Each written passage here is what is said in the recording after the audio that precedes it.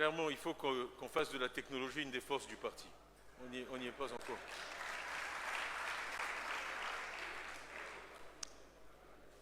Donc, notre forte implantation sur l'ensemble du territoire national. C'est vite dit, c'est très difficile à accomplir. C'est le résultat du travail de plusieurs générations de militants qui se sont consacrés à maintenir la vie du parti partout en Côte d'Ivoire. C'est un atout que tout le monde nous envie et dont il ne faut pas sous-estimer la valeur et qui doit servir de base à nos réflexions. Le point suivant, et ça c'est un compliment pour vous tous qui êtes dans la salle, c'est une solidité et une résilience extraordinaires.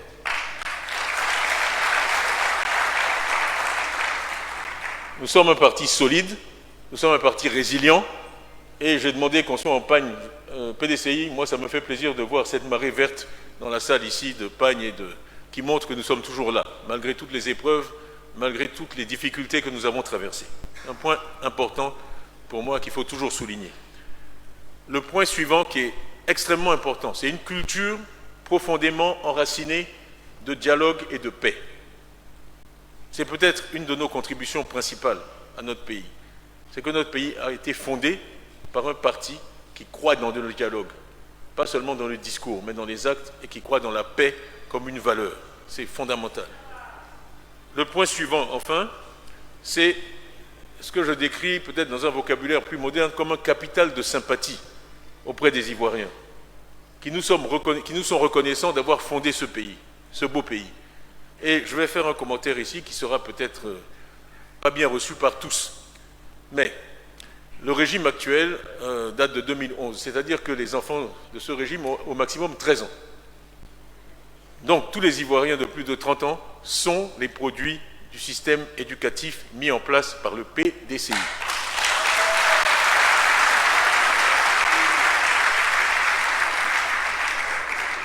C'est incontestable.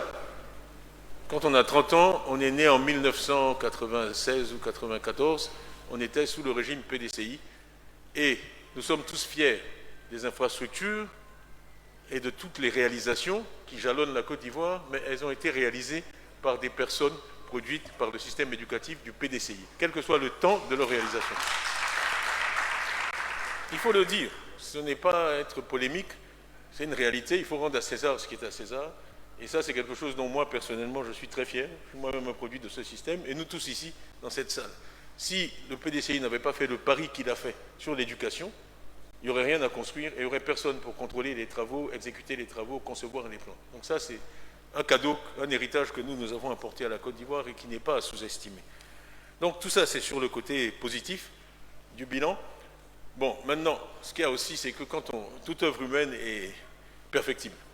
Donc il y a des opportunités d'amélioration. Et c'est ce que j'ai essayé de regrouper dans les pages suivantes. Surtout quand on interroge nos secrétaires de section, ils parlent d'une certaine rupture de la chaîne, et là j'utilise leur langage, ce sont leurs mots. Une rupture de la chaîne entre la base et les cadres. Ce n'est pas nouveau, je pense que tous les partis dans le monde ont ce constat. Les gens à la base trouvent toujours que le sommet est trop loin, dans toute entreprise, dans toute organisation humaine. Mais cela dit, il faut quand même prendre ça en compte et essayer de prendre des mesures pour rapprocher la base et le sommet dans tous les cas. Le point suivant qui revient aussi, c'est l'absence d'un projet commun formulé, explicité, depuis longtemps. Donc c'est une chose à laquelle il faut prêter attention. Après, il y a des observations plus générales, je passerai assez vite, mais ça aussi on trouve ça dans toutes les organisations, qu'on est insuffisamment orienté vers les résultats. Bon, c'est vrai aussi que le niveau de cotisation reste relativement modeste par rapport au potentiel. Je parlerai après des nouvelles adhésions et de ce qu'elles nous apportent, mais c'est quelque chose sur lequel on peut agir également pour améliorer les choses. Là, vous êtes en retard sur moi, hein, si vous pouvez rattraper. Voilà. Ensuite, niveau de cotisation. Voilà. Donc, c'est les commentaires que je viens de faire. Si on passe à la page suivante. Alors ça aussi, on nous dit qu'on pourrait être plus proactif en termes d'élections et de management des élections, et je reviendrai aussi là-dessus. Beaucoup aussi de commentaires sur la pauvreté qui existe dans nos campagnes, dans nos villes, dans le monde rural et dans le monde urbain, et notre capacité à proposer des solutions à ceux qui souffrent, au-delà de la solidarité, et puis également à promouvoir les PME-PMI. C'est un point sur lequel je reviendrai. Ici, on continue. et aussi qu'on a un potentiel au niveau de la diaspora qui pourrait être plus activement mobilisé, et c'est quelque chose sur lequel on va aussi revenir. Donc, finalement, ayant fait ce bilan avec les forces qui sont énormes et certaines opportunités d'amélioration, la question c'est comment est-ce qu'on avance en s'appuyant sur les forces, mais aussi en trouvant des solutions aux difficultés et aux obstacles qui sont identifiés. Donc, ce qu'on propose, c'est une nouvelle approche, avec un accent plus fort sur les districts et les régions. Le deuxième point, c'est vraiment le développement d'un projet commun. Ça, vous avez vu que c'était aussi un des sujets pour notre base. Et puis ensuite, une certaine évolution des structures existantes. Donc, je vais prendre ces points dans l'ordre et puis les couvrir. En commençant donc par les districts et les régions. L'objectif ici, et c'est l'objectif que vous m'avez tous donné, vous ne m'avez pas vraiment demandé mon avis, mais à Yamoussoukro, qui est de mettre le parti en ordre de bataille pour l'élection 2025. Donc ça a été le premier objectif dans la réflexion, c'est le mandat qui m'a été donné, et je suis ici pour vous rendre compte de ce qu'on fait sur ce plan-là. Le deuxième, c'est vraiment d'avoir une structure organisationnelle, qu'on soit d'accord avec elle ou pas, mais qui est alignée sur le découpage électoral et administratif du pays. Parce qu'à la fin de ce processus, on va à une élection, donc c'est important que notre organisation et la structure reflètent la carte administrative du pays, avec des responsabilités claires et des objectifs précis qui permettent donc un suivi régulier. Alors, si on prend ensuite la carte de Côte d'Ivoire que vous connaissez tous, on a donc 14 districts, et ce que nous proposons, c'est de mettre en place, en tout cas jusqu'à 2025, jusqu'aux élections, une capacité d'action par district, et que je vais détailler ensuite. Avec, sur la page suivante, un sujet que j'ai discuté avec beaucoup d'entre vous, qui est où est la population dans notre pays. Moi, je crois que la démographie, c'est une considération très importante dans toutes ces réflexions stratégiques. Où vivent les Ivoiriens? Dans les 14 districts. Ça, c'est le recensement donc, de 2021. Il totalise 29,9 millions d'habitants. Donc, où sont-ils? 6,3 pour Abidjan. Si tout le monde peut voir, 6,3 pour Abidjan, le district d'Abidjan, qui est le premier. Suivi par les montagnes. Ça, c'est quelque chose qui n'est pas toujours perçu. Je disais aux gens dans la salle au hasard, quel est le deuxième district le plus peuplé? On ne dirait pas nécessairement les montagnes. Eh bien, ce sont les montagnes, à l'ouest, là-bas. Ensuite, à égalité, plus ou moins, on a le Sassandra Maraoué et le Bas-Sassandra, avec 2,7 millions chacun. Si vous pensez qu'à l'indépendance, le pays avait 3 millions d'habitants, ça vous donne un peu l'idée du poids de ces régions. Quand on dit 3 millions, 2,7 millions, c'est ce que la Côte d'Ivoire était en 1960, dans chacun de ces endroits. Quand j'ai rencontré les populations de l'Ouest et qui a fait l'objet de certaines polémiques, qui est donc l'histoire des 12 millions d'électeurs. Parce que je suis parti des 30 millions d'Ivoiriens, on a cru que j'avais oublié qu'il y a 6 millions d'étrangers dans les 30 millions. Je voulais simplement aller vite ce jour-là parce que j'ai quand même fait le recensement de 98 entièrement en tant que ministre du Plan, donc je n'ai pas la mémoire si courte que ça. Donc je sais qu'il y a 6 millions dans les 30 millions, mais ce n'est pas le point le plus important. Le point important, c'est les 24 millions d'Ivoiriens en 2021. Okay? Et on a 8 millions sur les listes électorales. On me dit, je vais trop vite, il faut que j'explique ça lentement, donc je vais essayer d'expliquer lentement. On a 8 millions d'Ivoiriens inscrits sur les listes électorales. Ça fait 33% de la population ivoirienne, de nationalité ivoirienne. Ça, c'est un chiffre qu'on peut comparer à ce qu'il est dans d'autres pays. Okay? Donc, au Sénégal, ce chiffre est de 53%. Au Bénin, il est de 49%. Au Togo, il est de 44%. Au Libéria, il est de 37%. Donc, à 33%, nous sommes en dessous de tous ces pays-là. Donc, la question de la taille du corps électoral est réelle. On doit se la poser. Et donc, ensuite, pour dire, mais qu'est-ce qui est acceptable? Et si vous regardez l'évolution de la population qui croît très vite chez nous, à peu près à 3% par an, nos 24 millions de 2021 seront 27 en 2025. En 2024, pardon. Oui, 2025. 27 millions, prenez ça comme population ivoirienne en 2025. Et si vous prenez 40% de ça, ça fait 11 millions. Donc, dans tous les cas, les 8 millions sont très loin de là où on devrait être. Et 40%, c'est un minimum. Vous voyez qu'un pays, c'est un problème d'état civil. Il faut donner aux gens des pièces, que ce soit des extraits d'actes de naissance ou des jugements supplétifs, et ensuite les aider à obtenir un papier d'identité et à s'enregistrer sur les cartes électorales. Ce n'est pas facile, On sait qu'on ne nous facilitera pas la tâche, mais je crois aussi que ce discours-là, il est audible à l'extérieur.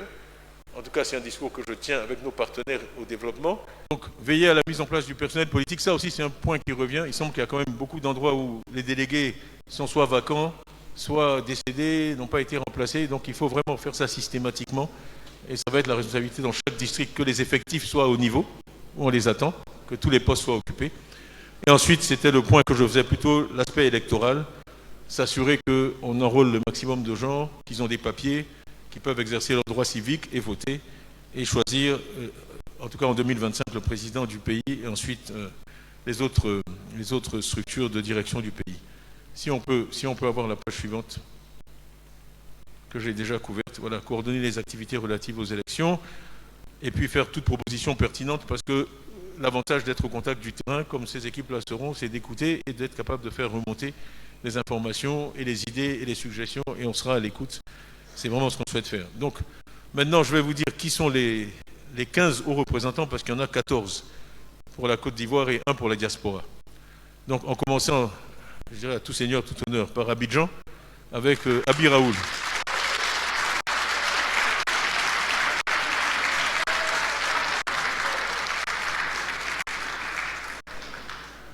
Voilà.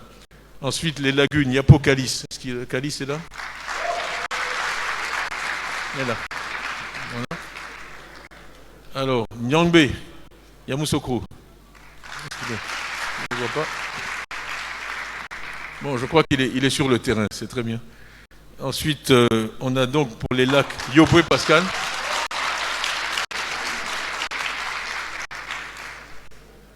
Ensuite, la vallée du Bandama à Maître Blessy.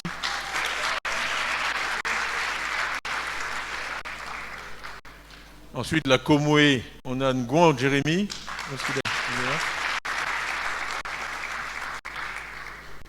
Donc on continue.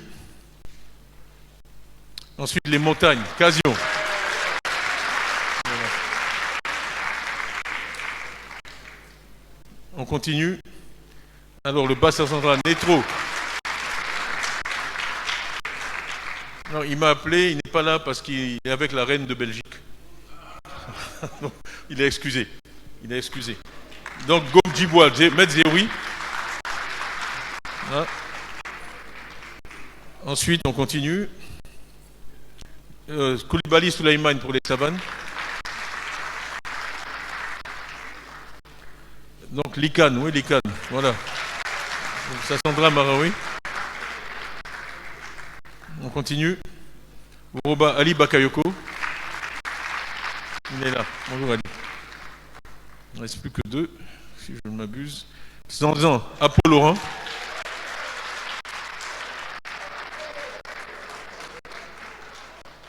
Voilà, on continue. Le Denguele Diarasouba Seydou. Il est là, ça va. Bien. On n'a pas eu la photo, donc il nous faudra ça pour nos archives. Bon. Ensuite, Kofi Nestor pour la diaspora. Voilà. Donc, tout le monde est important au parti, mais d'ici à 2025, ces 14-là vont, 15, pardon, 14 plus 1, vont être extrêmement importants. Et on fonde beaucoup d'espoir sur vous. On fonde beaucoup d'espoir sur moi, moi je fonde beaucoup d'espoir sur vous, pour vraiment conduire ce processus.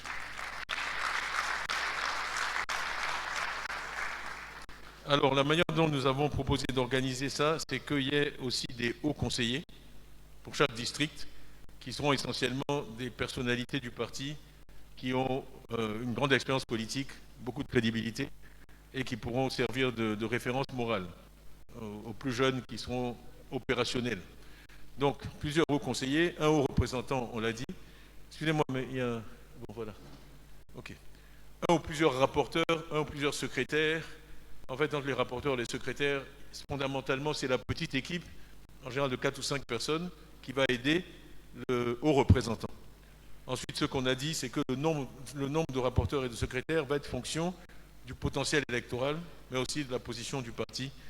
Peut-être dans des endroits où on est plus faible, on voudra mettre une équipe plus forte pour reconquérir du terrain, et peut-être on aura besoin de moins de ressources. Là, il s'agit simplement de défendre la position. Donc, la cellule de support du district, là, c'est quelque chose qui intègre pratiquement tout le monde. tous les délégués départementaux, tous les délégués communaux, généraux et chaque élu, député ou maire, sera d'office membre de la cellule. Et donc, derrière ça, il y a un projet de décentralisation. Et j'ai parlé à un certain nombre des hauts représentants, parce que ce que je veux, c'est que ce soit eux qui déterminent leur organisation interne. On m'a dit, oui, mais pourquoi ne pas faire ça au niveau des régions? Moi, je préfère que chaque district décide de comment il va s'organiser. Nos districts sont différents, culturellement, historiquement. Nos populations ne sont pas organisées de la même façon en termes de prise de décision. Et je pense que chaque district doit être libre de voir ensuite, une fois qu'il a l'ensemble des élus, des délégués, comment il veut les organiser pour ensuite agir. Donc ça, c'est un travail qui va les occuper, je pense, pas mal. Là, on vous a mis la liste des hauts conseillers pour chaque district. Donc je peux les lire. Abidjan, c'est Nkumo Mobio Ernest. Noël Akossi Benjo, qui n'est pas là. Je vais parler de lui plusieurs fois, mais il est actuellement en France pour des raisons personnelles et avec mon accord. Donc je lui ai demandé la permission de vous dire ça et il regrette de ne pas être là, mais il est au courant de tout ça et il est avec nous. Donc Noël Benjo, on a mis Linda Dadier. Les lacs, on a mis Rémi Alakwadio, Nyamian Goran, Madame Bobi Assa, Koumoué Kofi Moïse.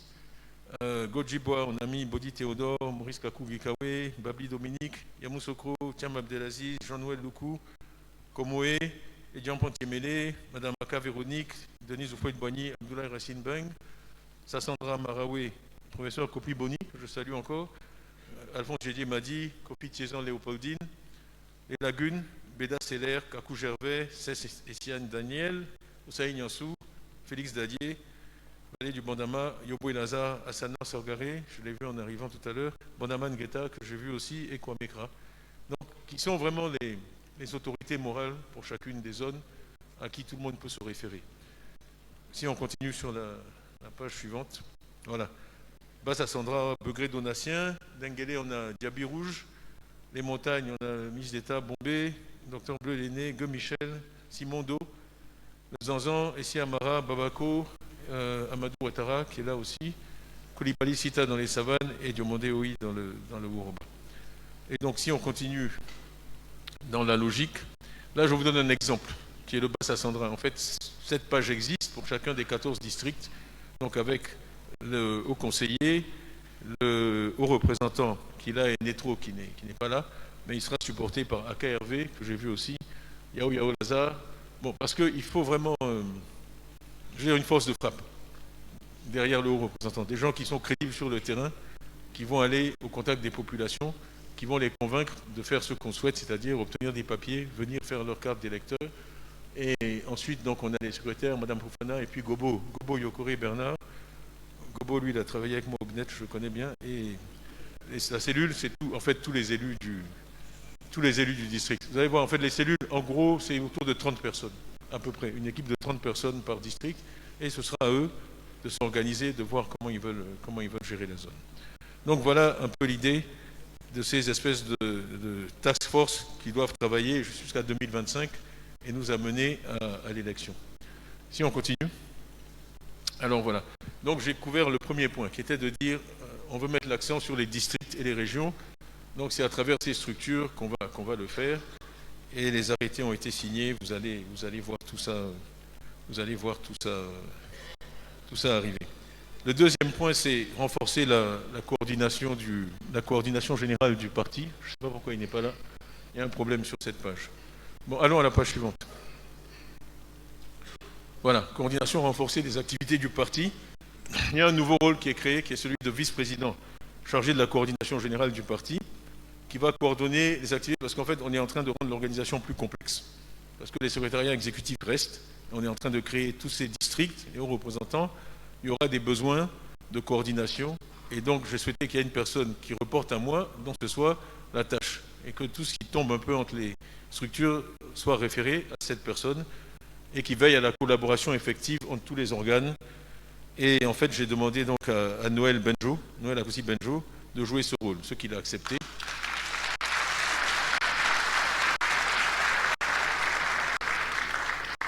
Donc c'est un homme que vous connaissez tous, qui est un homme d'expérience. Et aussi, j'apprécie le fait qu'il apporte quand même son expérience du privé, d'entreprise et du management d'organisation assez complexe. Donc il va savoir comment naviguer entre toutes ces entités qu'on a créées. Donc ça, c'est un des rôles qu'il va jouer. Vous allez voir, il en jouera encore d'autres par la suite. Donc ça, on a couvert les districts, on a parlé de la coordination. Le point suivant qui est stratégique, c'est celui des nouvelles adhésions. Je vais couvrir rapidement, mais qui est vraiment... En partie, c'est l'acquis, mais c'est aussi la vie. Il faut qu'on ait du sang nouveau, il faut qu'on soit capable d'attirer des Ivoiriens. Ça, c'est une bonne mesure du succès. Un parti qui n'arrive pas à attirer de nouveaux membres, c'est un parti qui, petit à petit, va mourir. Donc c'est quelque chose que je veux suivre, et que je suis déjà. Vous avez vu, peut-être j'étais à Port-Bouët le 2 mars, bon, c'est quelque chose où je m'implique personnellement, parce que c'est important pour l'avenir du parti. Donc, j'ai le plaisir de vous dire l'opération qu'on a lancée le 16 janvier, on a eu 4000 nouveaux adhérents en 7 jours, avec plus de 60% de moins de 50 ans. Et il faut vraiment les voir. Les gens viennent, ils s'assoient sous les tentes, il fait chaud, c'est difficile, ils font la queue, et puis ils nous donnent leur argent. C'est quand même quelque chose de remarquable. Ils nous font vraiment confiance. Et bon, après, c'est à nous de mériter cette confiance. On a dépassé maintenant les 8000 adhérents. J'ai vu Séraphin. Séraphin est là, c'est lui qui s'occupe de ça de très près. 8000, franchement, c'est pas mal. Ça, c'est simplement sur Abidjan. Donc, on est parti là à Port-Bouët. Je ne sais pas, Emou, on va avoir combien à Port-Bouët? Combien? 4000 à 5000, dit Port-Bouët. Bon. Bon. Je ne vais pas demander à chacun de faire une prédiction, mais bon, j'espère qu'on va arriver à ces niveaux-là, parce que franchement, c'est une transformation pour le parti, en termes de sang nouveau, hein, des jeunes, des cadres. Il y avait 1000 cadres sur les 4000, ça j'ai vu. Donc des gens qui vraiment peuvent contribuer, sur qui on peut s'appuyer, c'est une nouvelle ressource pour le parti. Mais aussi en termes financiers, je ne sais pas où est mes sous, mais ce n'est pas négligeable, hein, la contribution de ces cotisations. Et surtout, elles sont récurrentes, si on arrive à les motiver. Donc c'est des ressources sur lesquelles on peut compter d'année en année, où on est dépendant de personne, à part de nos militants. Donc vraiment, c'est une priorité pour moi. Et j'ai demandé au vice-président Ezalé, qui va rejoindre mon cabinet, avec cette responsabilité particulière, de s'occuper de ce sujet et de s'assurer qu'on a les chiffres qu'on veut. Donc, pas de pression, Georges, mais bon, tout le monde te regarde. Ça va être une mission importante. Donc, voilà, pour les nouvelles adhésions, je vais parler un peu du programme maintenant. Si on peut avoir la page suivante. Le développement d'un projet commun. On peut passer à la page suivante également. Voilà. Donc, ce qu'on a fait, en fait, c'est des groupes de travail. Bon, je sais qu'on a les commissions nationales techniques, mais on a essayé de synthétiser, de remonter à un niveau un peu plus élevé, avec 5 ou 6 thèmes. Donc, le premier, c'est le capital humain. Donc, j'ai fait mon commentaire d'ouverture sur l'éducation, la priorité que le PDCI met là-dessus. Pour moi, s'il y a 2 choses qui devaient définir notre parti, ce serait le capital humain et puis la paix. On commence par l'homme, la personne, au centre de tout ce qu'on fait. C'est la philosophie du parti depuis toujours, puis le président Oufoué, poursuivi par le président Bédier. Donc c'est vraiment travailler sur le capital humain, la santé et l'éducation. La santé et l'éducation en Côte d'Ivoire. Ensuite, il y a beaucoup de questions de société. On va revenir là-dessus plus en détail. Les nouvelles technologies qui sont un point extrêmement important. Voilà. Pour nous, et on continue, s'il vous plaît. Donc économie et équité. Et là, vraiment, je lis les deux, parce que l'un sans l'autre ne vaut pas grand-chose. Si on veut générer de la croissance sans se préoccuper d'équité, c'est très facile. N'importe qui peut faire ça. Ce qui est difficile, c'est de croître de façon équitable, sans générer de pauvreté, et au contraire en réduisant la pauvreté. Donc vraiment, je veux que ce groupe-là ne se préoccupe pas seulement de taux de croissance, mais se préoccupe de lutte contre la pauvreté et d'équité, et comment on génère de la croissance qui va ensuite profiter à tous. Parce que c'est aussi le prix de la paix sociale.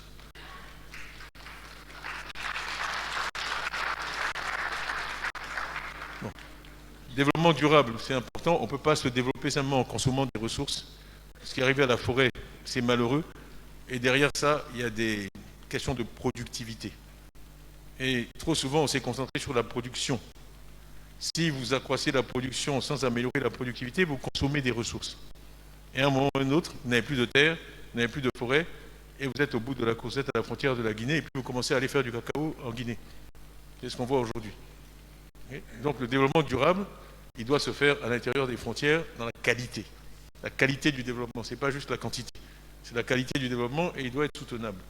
Ensuite, j'ai mis paix et sécurité, dans notre frère Youssouf Bamba, parce que sans paix à l'intérieur ni paix à l'extérieur, on ne peut rien construire, et que ça doit vraiment être l'objet d'une réflexion particulière, parce que j'ai dit, pour moi, la Côte d'Ivoire n'a pas d'autre option que d'être en paix avec ses voisins.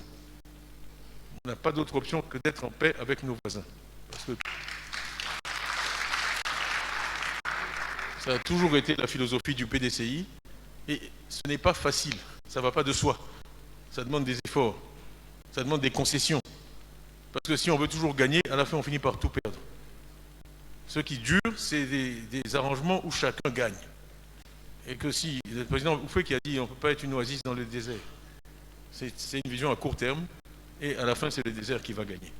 Donc il faut qu'on trouve des moyens de coopérer avec nos pays voisins pour qu'on ait des activités dont eux aussi profitent. À ce moment-là, ils resteront chez eux, nous aussi on sera chez nous heureux, mais on ne peut pas arrêter la misère avec des murs, on ne peut pas arrêter la misère avec des armes. Et ici il y a la misère, on a désigné un certain nombre de leaders des groupes de travaux et j'ai demandé aussi à Benjo de coordonner tout ça, parce qu'à la fin tous ces problèmes sont liés. Si on les prend par isolation, on écrit des rapports mais qui ne forment pas un tout cohérent. Donc c'est important qu'il y ait quelqu'un qui assure que tout ça tient la route et qu'on ne prévoit pas des choses qui sont incompatibles dans les différents groupes de travail. Donc ça, c'est ce qu'ils vont faire. Je vais passer plus rapidement sur les détails parce qu'on a détaillé en fait un peu les thèmes dans chaque groupe. Si on prend le capital humain, donc santé, éducation, j'ai dit démographie, les femmes, c'est un peu le même sujet. Parce que la démographie et les femmes, franchement, c'est un peu la même chose. C'est les mères, puis combien d'enfants elles ont, combien d'enfants elles souhaitent avoir, en bonne santé, dans des conditions de sécurité, planning familial, tout ce qui est sport et loisirs, avec une population aussi jeune que la nôtre. Je ne vais pas revenir sur la CAN, mais le sport et les loisirs, c'est important. Le deuxième, qui est un bloc, moi, qui me tient aussi à cœur, c'est tout ce qui est autour des droits humains, des droits de l'homme, de la société, de la justice. La raison pour laquelle je suis allé chez GESCO, c'est pour ça. Parce que je pense que les droits de l'homme, c'est aussi la base de tout, que les gens ont des droits et qu'il faut les respecter. Donc mener une réflexion sur toutes les questions de justice. On ne peut pas avoir une société civilisée, c'est-à-dire en paix, où les gens ne se tuent pas les uns les autres si on n'a pas de justice. Il faut une justice qui fonctionne, il faut une justice qui est équitable et qui est reconnue comme équitable par tous. Il faut que la sécurité de chacun soit garantie. Il faut que les droits de l'homme soient respectés. Et bon, j'ai dit à GESCO que chaque personne qui vit quelque part sur cette terre a des droits, c'est vrai. C'est reconnu universellement par toutes les conventions internationales. Et donc il faut respecter ces droits-là. La diversité et l'inclusion pour un pays comme le nôtre qui est aussi divers, c'est fondamental. Trouver des moyens de vivre ensemble, tout en respectant les traditions de chacun, la diversité de chacun. Au contraire, c'est bien, parce que ça rend tout le monde plus riche. Parce que chacun emprunte. Il n'y a pas de meeting en Côte d'Ivoire. Aujourd'hui, on ne demande pas les nouvelles. On ne demandait pas les nouvelles dans toutes les ethnies de Côte d'Ivoire. C'est quelque chose que tout le monde a emprunté, parce que c'est une bonne idée. Et les Anglais disent la forme la plus accomplie de flatterie, c'est l'imitation. Sous le contrôle du ministre Bombé, mais décentraliser les obligations, les charges, sans décentraliser les moyens, ça ne marche pas. Donc il y a vraiment une vraie réflexion à mener. Trop souvent, les maires sont démunis face au sous-préfet ou au préfet. Si vous regardez les équipes, la disproportion des moyens, pour moi, c'est l'élu qui doit primer. Et s'il y a une allocation des moyens, elle doit d'abord aller à l'élu, pas à celui qui est nommé. Donc il y a vraiment des réflexions à mener sur la réforme de l'État et comment faire avancer. Bon, les médias, vous êtes là, je vous salue. Le rôle des médias dans la société, c'est fondamental. Il y a aussi des réflexions à mener en liaison avec les questions de culture. Bon, les nouvelles technologies, qui est un peu le thème suivant, c'est aussi vraiment important. C'est là où peut-être on est le plus vulnérable en tant que pays en développement. Parce que là où l'avance des pays développés croît le plus vite, c'est vraiment sur les technologies qui sont directement liées au capital intellectuel. Et on a des matières premières, on a tout ça, mais en termes de capital intellectuel et de quantité, on est encore en déficit. Et si vous prenez un thème comme l'énergie, les États-Unis sont sur le point d'avoir l'énergie la moins chère du monde. Quand vous avez le pays le plus riche du monde, qui a l'énergie la moins chère du monde, comment vous faites pour le rattraper? Et ces avancées technologiques font que l'écart, aussi bien en termes de finances, d'agriculture, se creuse au lieu de se réduire.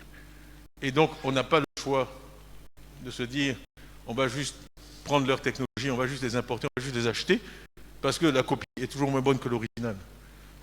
La meilleure technologie, c'est celle que vous avez développée vous-même, à travers la compréhension de vos besoins, l'analyse de vos besoins, et puis le développement de solutions originales. Ce n'est pas des solutions qui ont été développées dans le Middle West qui vont venir ici pour révolutionner. Donc vraiment l'innovation, et puis la réflexion, je pense que c'est un thème important, et on va faire des propositions là-dessus. Donc économie et équité. On va essayer d'aller plus vite. Le secteur privé, les PME, l'emploi des jeunes, oui, c'est important, parce que ce sont les PME qui créent les emplois. Le secteur public, je vais passer, il y a tous les sujets, vous pouvez voir ça dans les documents. Le dernier point, moi, il me tient à cœur aussi, le développement de l'épargne intérieure et de ressources financières à long terme dans l'économie domestique. On ne peut pas se développer uniquement en empruntant à l'extérieur.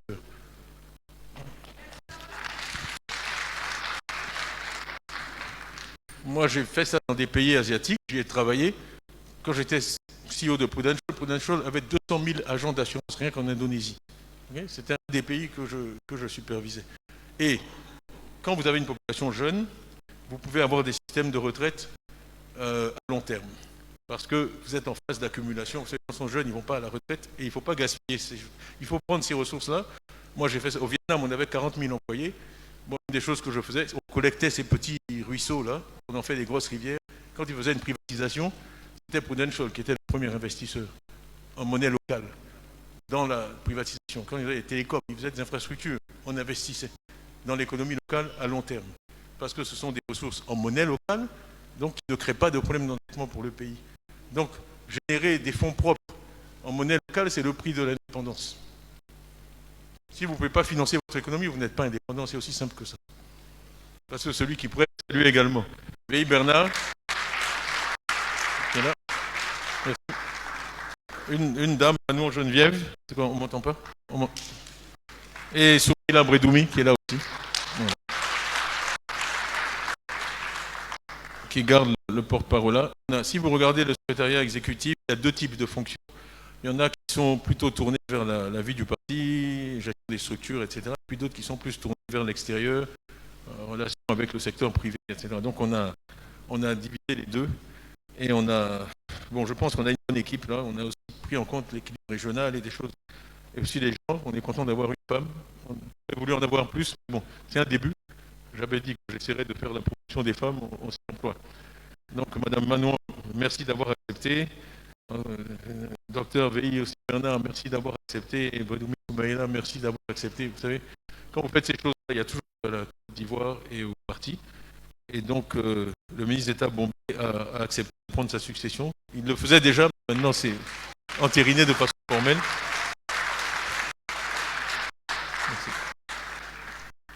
Et Georges Ezali, comme il n'est pas assez occupé, on a ajouté encore une autre à ses fonctions. Voilà. Il est vice-coordonnateur. Voilà. Enfin, le dernier volet, c'est mon cabinet. Voilà. Donc, j'aurai un directeur de cabinet, Alain Cocoudré.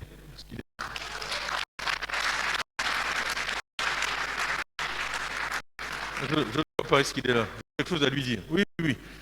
Première mission, la prochaine fois que je parle, que les micros fonctionnent. Maintenant j'ai quelqu'un à qui déléguer ces choses-là. Voilà. Alain, ça va être pour... Bon, j'ai gardé les conseils spéciaux, Kwame Kwasi Yao, le PDCI. Donc vraiment, tout ce qui est relation avec la société civile est important, dans tous les cas. Pour aussi être au contact de la société et savoir un peu ce que les gens pensent au-delà du parti, quelles sont leurs préoccupations. Alexis Nguessan, je l'ai vu quelque part, Alexis, il est là, il va s'occuper des nouvelles technologies. C'est un entrepreneur et c'est son domaine, il est dans le privé, donc il est très bien pour ça. Alors mes deux protocoles qui ont du pain sur la planche, donc Rennes et Jean-Charles, et puis la communication qui a aussi du pain sur la planche, Gustave Nguessan. Donc on arrive vraiment au terme de l'exposé que je souhaitais faire ce matin. Si on récapitule, il y a vraiment un effort pour organiser le parti sur une base géographique, de manière à ce qu'il soit plus proche du terrain, plus proche des militants, une organisation spécifique jusqu'à la fin de 2025 pour que les Ivoiriens s'enrôlent massivement sur les listes électorales et également pour développer un projet de société qui reflète les aspirations des Ivoiriens et auxquels ils souhaitent adhérer en votant pour nous. Et enfin, je vais finir là-dessus vraiment, parce que peut-être vous percevrez là-dedans, c'est vraiment le travail en équipe. Ce que j'essaie de faire, c'est de mettre en place des équipes, pas comment dire ça, des monarchies. Il faut que chacun qui est dans une position de leader se voit comme le premier entre ses pairs, pas un grand chef, un grand patron. On est là pour délivrer un objectif pour le parti, pour travailler en équipe. Et c'est la philosophie qu'on met en place dans les autres représentations. Oui, il y a le haut représentant, mais il a aussi les conseillers, il a aussi les rapporteurs, il a aussi les secrétaires, il a aussi les cellules de support. Et c'est seulement comme ça qu'on va y arriver et qu'on peut donc remporter la victoire que nous avons tous. Donc voilà, je vous dis merci pour votre attention, votre patience, et je dis tous ensemble, on gagnera. Merci beaucoup.